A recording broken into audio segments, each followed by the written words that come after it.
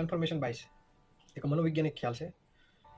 એ મનોવિજ્ઞાન ખ્યાલ એવું જણાવે છે કે તમે જે માન્યતામાં માનતા હોય, તમે જે દ્રઢપણે માનતા હોય, એના સિવાયનું જે સત્ય છે એ સત્ય હોવા છતાં પણ તમે એને સ્વીકારી નથી શકતા. એને કહેવાય છે કન્ફર્મેશન બાયસ, એક મનોવૈજ્ઞાનિક ખ્યાલ છે.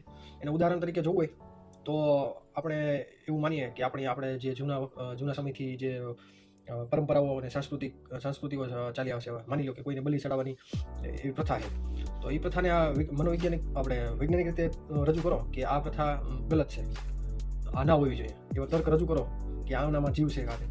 પરંતુ જે લોકો બલિ પ્રથામાં માને છે, એના વડવાઓ માનતા હતા અને એની સભ્યતા બની ગઈ છે બલિ ચડાવવાની, અને એ આવું કાર્ય વર્ષો કરતા હોય છે બલિ ચડાવવાનું. તો એની સામે ગમે એટલા તમે વૈજ્ઞાનિક કારણ રજૂ કરશો કે તર્ક રજૂ કરશો, પણ એ કોઈ તર્ક કે માન્યતામાં માનશે નહીં.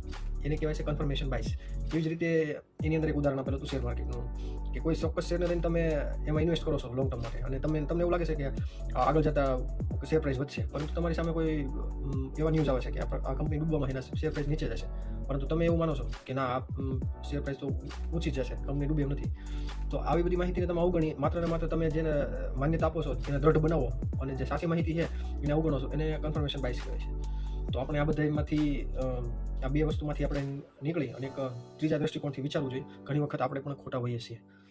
તો આ ખ્યાલનો આપણે કઈ રીતે સાચી રીતે ઉપયોગ કરી શકીએ? Confirmation bias.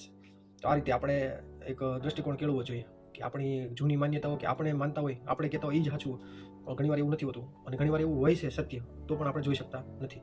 તો આ એક મનોવૈજ્ઞાનિક ખ્યાલ હતો.